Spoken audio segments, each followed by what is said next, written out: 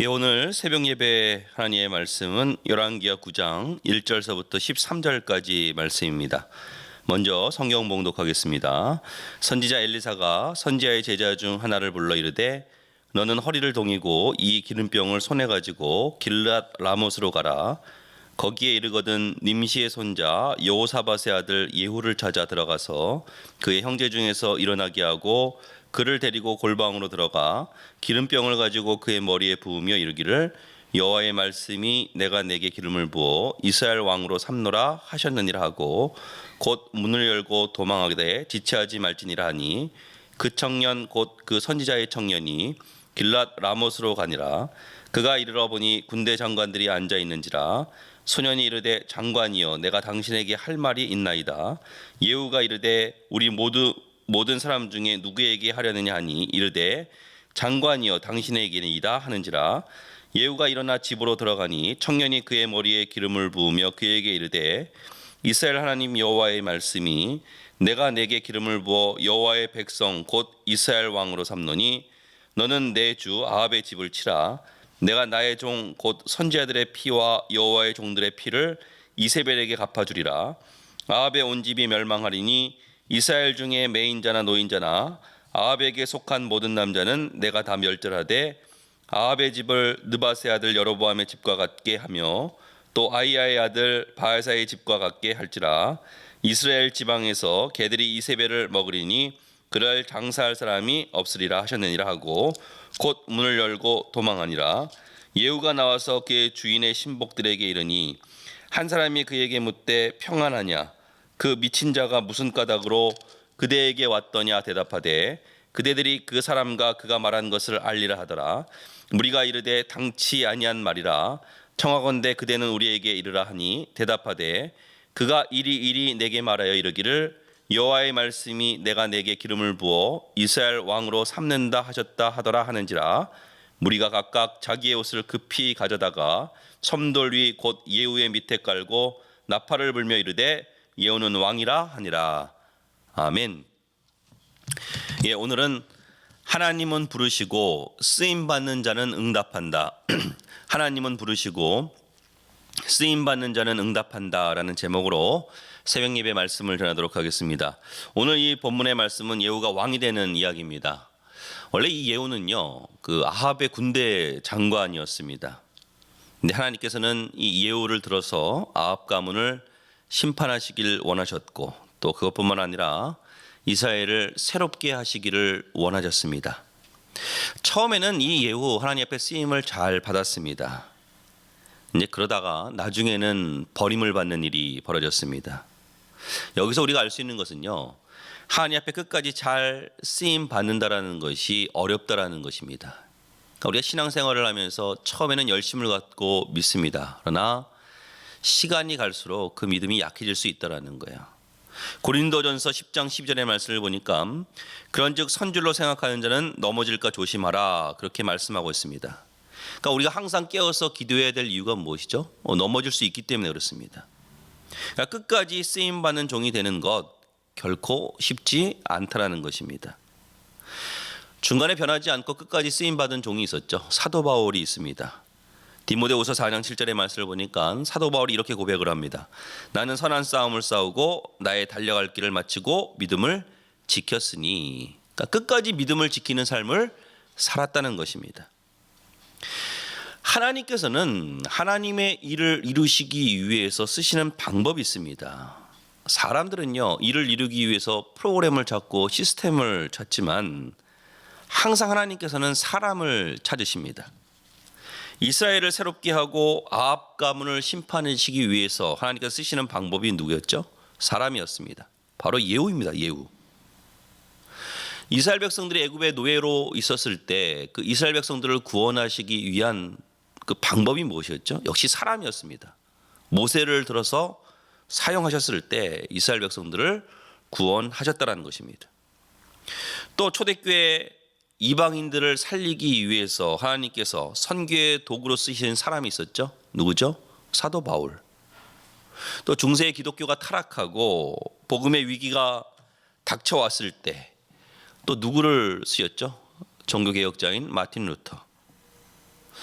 그래서 전도가 식어버리고 기독교가 냉각기에 들어섰을 때 쓴 사람이 있죠. 웨슬리, 많은 사람들이 있지만 대표적인 사람 웨슬리를 통해서 18세기를 변화시켰죠. 그러니까 하나님의 방법은요 항상 사람입니다. 사람. 오늘 본문도 마찬가지입니다.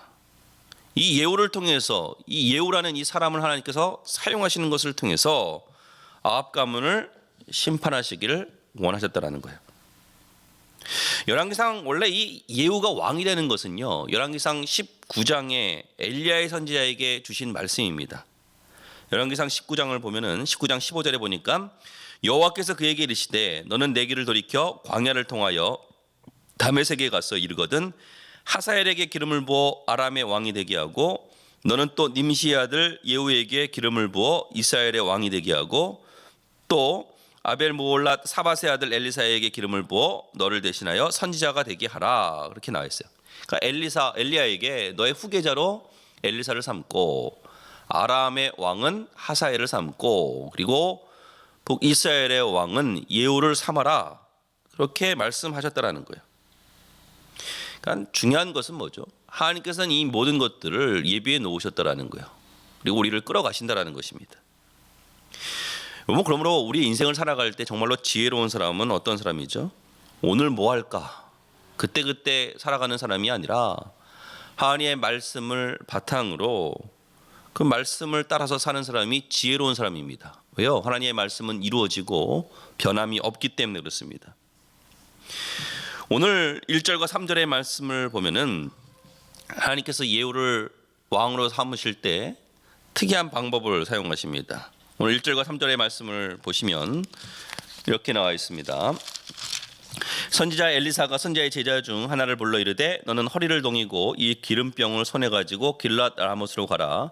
거기에 이르거든 님시의 손자 여호사밧의 아들 예후를 찾아 들어가서 그의 형제 중에서 일어나게 하고 그를 데리고 골방으로 들어가 기름병을 가지고 그의 머리에 부으며 이르기를 여호와의 말씀이 내가 내게 기름을 부어 이스라엘 왕으로 삼노라 하셨느니라 하고 곧 문을 열고 도망하되 지체하지 말지니라 하니. 먼저 이 예후 왕을 세우는 정도라 그러면은 엘리사를 하나님께서 보내실 것 같은데 엘리사를 보내시지 않으셨습니다. 그러니까 선지자의 제자 중에 한 사람이 갔어요. 죽음을 한다 그러면 뭐 목사도 아니죠. 뭐 전도사 정도 이렇게 갔을 거예요.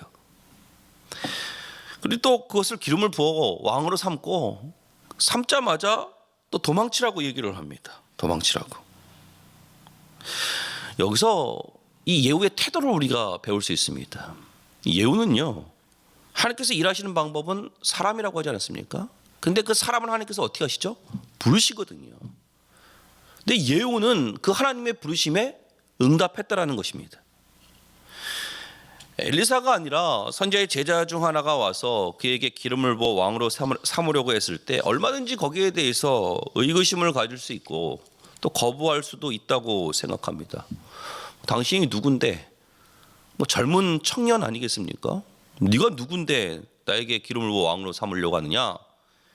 근데 예후는요 하나님의 부르심에 응답을 하고 있어요. 지금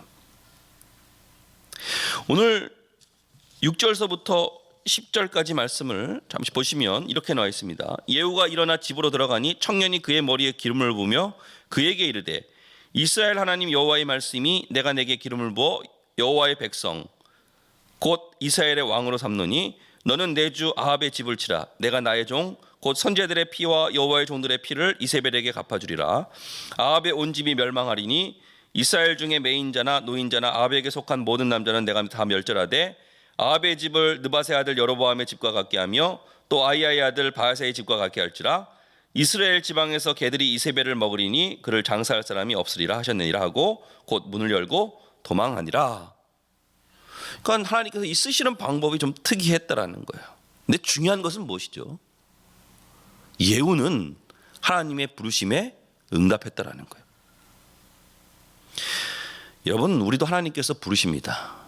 하나님 앞에 쓰임받은 자가 되기를 원하십니까? 하나님께서 내게 주신 은혜가 있거든요. 또 하나님 사역에 대한 부르심이 있거든요. 그 부르심을 따라 사는 것이 정말로 지혜로운 사람이라는 거예요. 어리석은 사람의 특징은 무엇이죠? 하나님께서 부르실 때 그 부르심에 응답하지 않는 거예요. 자기 뜻 가지고 살려고 합니다.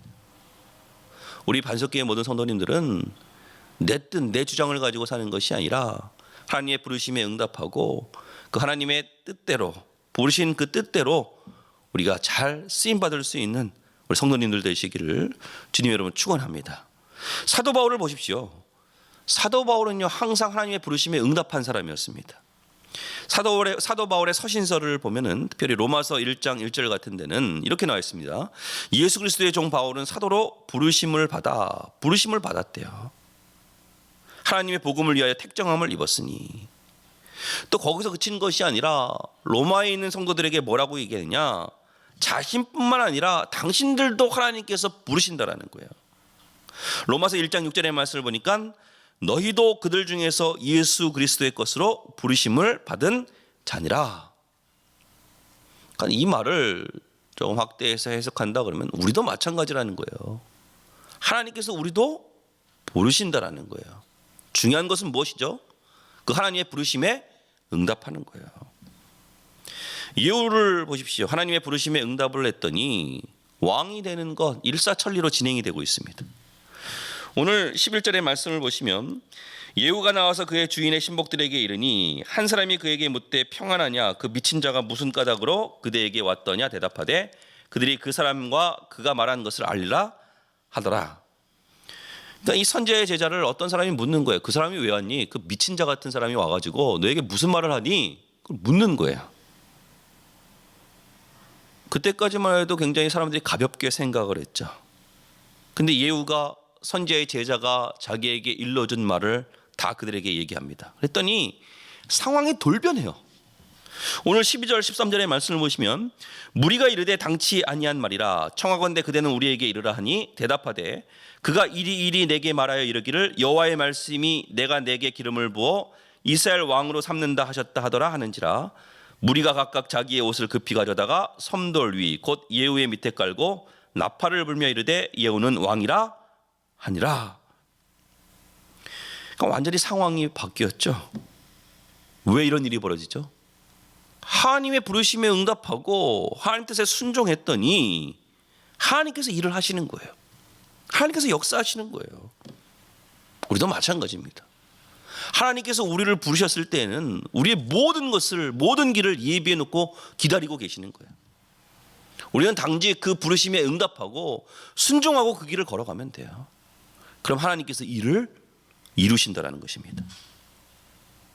오늘 말씀의 결론을 맺겠습니다.